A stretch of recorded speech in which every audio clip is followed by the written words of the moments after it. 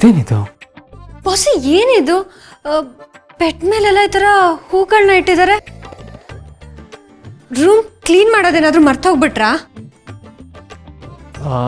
ಅದು ಅದು mostly special arrangements ಇರಬೇಕು ದುರ್ಗ.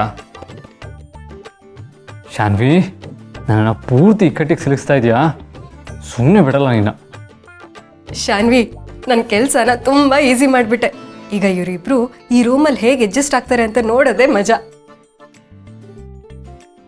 ಬಾಸು, ಅದು ಏನು ಅಂತ ವಿಚಾರಿಸಿ.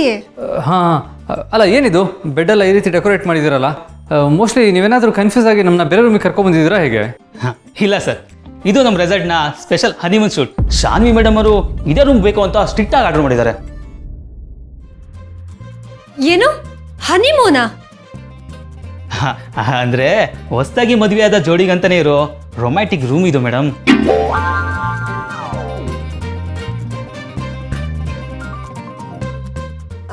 ಅದೇನೇ ಇರಲಿ, ನಮ್ಗೆ ಈ ರೂಮ್ ಬೇಡ. ಈ ಹೂಗಳು ಗಿಡಗಳು ಇದೆಲ್ಲ ನಮಗೆ ಬೇಡ. ನಮಗೆ ಬೇರೆ ರೂಮ್ ಕೊಡಿ. ಸಾರಿ ಮೇಡಮ್, ಇವತ್ತು ನಮ್ಮ ರೆಸಾರ್ಟು ಫುಲ್ ಆಗಿದೆ. ಯಾವ ರೂಮ್ ಕೂಡ ಖಾಲಿ ಇಲ್ಲ. ನಿಮಗೇನಾರು ಬೇಕಾದರೆ ರಿಸೆಪ್ಷನ್ಗೆ ಕಾಲ್ ಮಾಡಿ. Have a nice day sir. Have a nice day ma'am. ಅಲ್ಲ ಒಂದು ನಿಮಿಷ, ಎಕ್ಸ್ಕ್ಯೂಸ್ ಮೀ.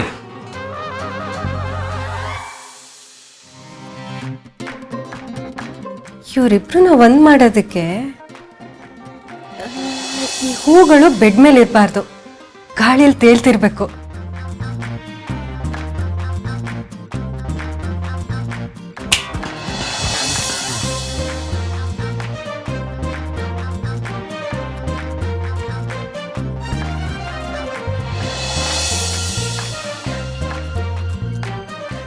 ಅಕ್ಕ, ನೀನ್ ಚೇಷ್ಟೆ ಇಲ್ಲಿ ಬೇಡ. ಆ ಹೂಗಳನ್ನ ಕೆಳಗಡೆ ಹಾಕು. ಇವ್ರೇನಾದ್ರೂ ನೋಡಿದ್ರೆ ಇದ್ಯಾವುದೋ ದೆವ್ವದ ಕಾಟ ಅನ್ಕೋತಾರೆ. ಪ್ಲೀಸ್ ಅಕ್ಕ, ಪ್ಲೀಸ್ ಕೆಳಗಡೆ ಹಾಕು.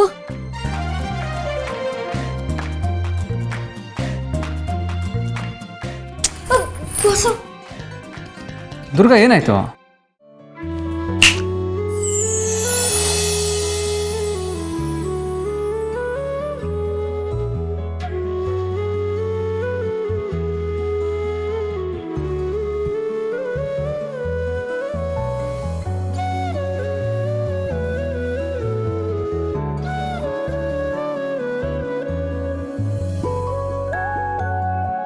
ಅರೆ, ಬೆಡ್ ಮೇಲೆ ಇದ್ದಿದ್ದು ಹೂವು ಮೇಲಿಂದ ಹೆಂಗೆ ಬಿತ್ತು? ಅದು ಅದು ಹಾಂ, ಬಾಸು ಫ್ಯಾನ್ ಮೇಲೂ ಹೂ ಜೋಡಿಸಿದ್ರು ಅನ್ಸುತ್ತೆ, ಅದು ಬಿದ್ದಿದೆ. ದುರ್ಗಾ, ಫ್ಯಾನ್ ಆನ್ ಆಗೇ ಇಲ್ಲ. ಫ್ಯಾನ್ ಆನ್ ಆಗಿಲ್ಲ ಅಂದ್ರೆ ಏನು ಬಾಸು? ನೋಡಿ ಗಾಳಿ ಹೇಗೆ ಬೀಸ್ತಿದೆ, ಎಷ್ಟು ಗಾಳಿ ಬೀಸ್ತಿದೆ ಅಲ್ವಾ? ಬಂದೆ, ಒಂದು ನಿಮಿಷ. ಅಲ್ಲ,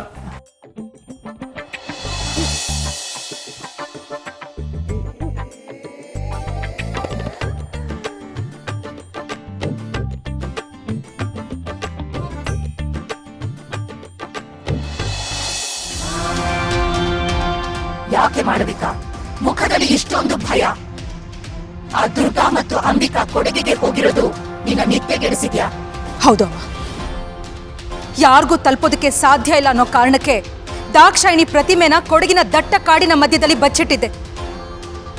ಆದ್ರೆ ಈಗ ಇದ್ದಕ್ಕಿದ್ದಾಗೆ ಅಕ್ಕ ತಂಗಿಯರು ಕೊಡಗಿನ ದಾರಿ ಹಿಡಿದಿದ್ದಾರೆ ಅಂದ್ರೆ ದಾಕ್ಷಾಯಿಣಿ ಎಲ್ಲಿದ್ದಾಳೆ ಅಂತ ಅವರಿಬ್ರು ಪತ್ತೆ ಹಚ್ಬಿಟ್ರಾ? ಗಾಬರಿ ಬೇಡ ಮಾಳ್ವಿಕಾ. ಅವರು ಅಲ್ಲಿಗೆ ಹೋಗಿರೋದು ಆ ಪ್ರತಿಮೆನ ಹುಡ್ಕೊಂಡಲ್ಲ, ಆ ಪ್ರತಿಮೆಗೆ ಪರಿಹಾರ ಹುಡ್ಕೊಂಡು.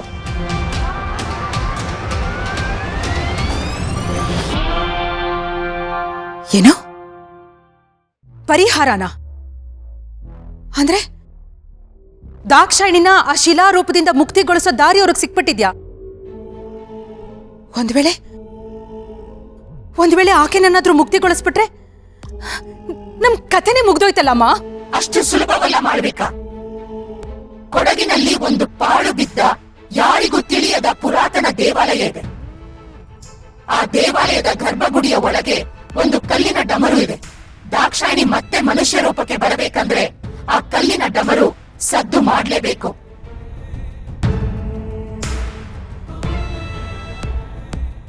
ಏನು?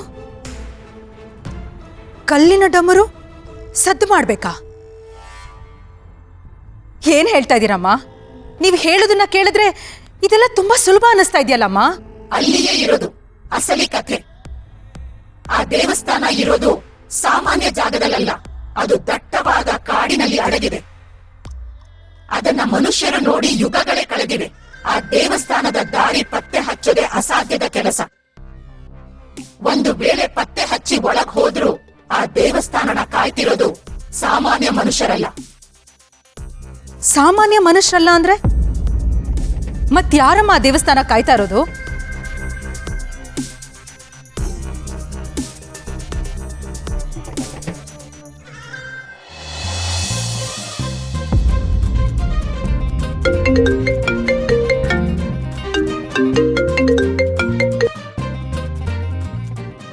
ಹೆಲೋ. ಶಾನ್ವಿ, ಬುದ್ಧಿ ಇಲ್ವಾ ನಿನಗೆ? ನೀನು ದುರ್ಗನ್ ಕರ್ಕೊಂಡು ಕೂರ್ಗ್ ಹೋಗಿ ನೋಡೋಣ ಅಂತ ನನ್ನ ಹತ್ರ ಚಾಲೆಂಜ್ ಮಾಡ್ದಲ್ಲೇ ಅನ್ಕೋಬೇಕಿತ್ತು. ನೀನು ಈ ಥರ ಏನೋ ಒಂದು ಕಿತಾಪತಿ ಮಾಡಿರ್ತೀಯ ಅಂತ ನನ್ನೇ ಯಾಮರ್ಸ್ಬಿಟ್ಟೆ ಅಲ್ಲ? ಇವಾಗ ನಾನೇನ್ ಮಾಡ್ದೆ? ನನ್ನ ಮೇಲೆ ಯಾಕೆ ಕೋಪ ಮಾಡ್ಕೊಂಡಿದ್ಯಾ? ಏನೋ ಏನು ಮಾಡ್ದ್ಯಾ? ಇವಾಗ ನೀನು ನನ್ನ ಕಣ್ಣು ಮುಂದೆ ಇರಬೇಕಿತ್ತು. ಏನು ಮಾಡಿದೆ ಅಂತ ತೋರಿಸ್ತಾ ಇದ್ದೆ. ಅಣ್ಣ, ನೀನ್ ಕೋಪ ಮಾಡ್ಕೊಳೋದ್ ಬಿಟ್ಟು ಅದಕ್ಕೆ ಜೊತೆ ಹೋಗಿದ್ಯಲ್ಲ, ಆರಾಮಾಗಿರು. ಕೊಡ್ಗು ಅಂದ್ರೆ ಪ್ರೀತಿ ಬರ್ಬೇಕು, ಸಿಟ್ ಬರಬಾರ್ದು. ಪ್ರೀತಿ? ಹಾಂ, ಮಣ್ಣು ಅಲ್ಲ. ಇಲ್ಲಿ ಕಳಿಸಿದ್ದು ಓಕೆ, ಆದರೆ ಆ ರೂಮ್ ಏನು ಒಳ್ಳೆ ಹನಿಮೂನ್ ಥರ ಡೆಕೋರೇಟ್ ಮಾಡಿಸಿದ್ಯಲ್ಲ, ನನಗೆ ಎಷ್ಟು ಮುಜುಗರ ಆಯಿತು ಗೊತ್ತಾ? ದುರ್ಗಾ ಮುಂದೆ ನನಗೆ ತಲೆ ಎತ್ತಕ್ಕಾಗ್ತಾ ಇಲ್ಲ. ಆದ್ರೆ ತಪ್ಪೇನಿದೆ ಅಣ್ಣ? ನೀವಿಬ್ರು ಮದ್ವೆ ಆದಾಗಿಂದ ಹನಿಮೂನ್ಗೆ ಹೋಗಿಲ್ಲ. ಏನೋ ಅಪರೂಪಕ್ಕೆ ನೀನು ಅದಕ್ಕೆನ ಕರ್ಕೊಂಡು ಹೋಗಿದ್ಯಾ, ಖುಷಿಯಾಗಿರ್ಲಿ ಅಂತ ರೊಮ್ಯಾಂಟಿಕ್ ಆಗಿ ಡೆಕೋರೇಟ್ ಮಾಡಿಸ್ದೆ ಅಷ್ಟೇ. ಅದಕ್ಕೆ ನನಗೆ ಬೈತಾ ಇದೆಯಾ? ಇದು ಸರಿನಾ? ಏಯ್, ಇಲ್ಲಿ ಪರಿಸ್ಥಿತಿ ಏನಂತ ನಿನಗೆ ಗೊತ್ತಾ? ನಿನಗೆ ತಮಾಷೆ ಅನ್ನಿಸ್ತಾ ಇದೆಯಾ? ದುರ್ಗಾ ನನ್ನ ಮೇಲೆ ಕೋಪ ಮಾಡಿಕೊಂಡು ಕೆಂಡ ಕಾರ್ತಾ ಇದ್ದಾಳೆ. ಅಯ್ಯೋ ದೇವ್ರೆ, ನಮ್ಮ ಅಣ್ಣನ ಯಾಕೆ ಹಿಂಗೆ ಮಾಡಿಬಿಟ್ಟೆ? ಅಣ್ಣ, ನೀನು ಯಾಕೆಷ್ಟು ನನ್ ರೊಮ್ಯಾಂಟಿಕ್? ಕೋಪ ಮಾಡ್ಕೊಂಡ್ರೆ ನೀನು ಮುದ್ದು ಮಾಡಿ ಸಮಾಧಾನ ಮಾಡಬೇಕು. ಅದಕ್ಕೆ ಕೋಪ ಮಾಡ್ಕೊಂಡಿರೋದು ನಿಂಗೆ ಒಳ್ಳೇದೇ ತಾನೆ? ಈ ಶಾನ್ವಿ, ಎಷ್ಟೇ ಮಾತಾಡ್ತೀಯಾ? ನೀನು ಚಿಕ್ಕೋಳ್ ಥರ ಇರೋ ಅಷ್ಟೇ. ಅಣ್ಣ, ನಾನು ಮೇಜರೇ. ಕೋಪ ಮಾಡ್ಕೊಂಡಿರೋರ್ನ ಸಮಾಧಾನ ಮಾಡೋಕ್ಕೆ ಮುದ್ದು ಮಾಡಬೇಕು. ಅದು ಗಂಡ ಹೆಂಡತಿಗೆ ಮಾಡಬೇಕು ಅಂತೇನಿಲ್ಲ.